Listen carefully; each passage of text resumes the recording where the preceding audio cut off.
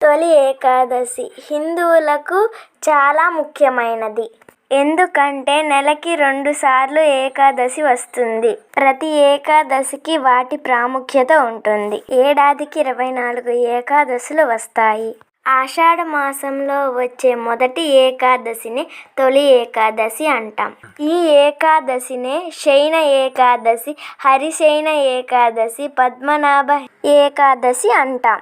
ఏకాదశి రోజే శ్రీ మహావిష్ణువు యోగ నిద్రలోకి వెళ్తాడు. కార్తీక మాసంలో శుక్లపక్ష ఏకాదశి రోజు శ్రీ మహావిష్ణువు యోగ నిద్ర నుంచి మేల్కుంటాడు.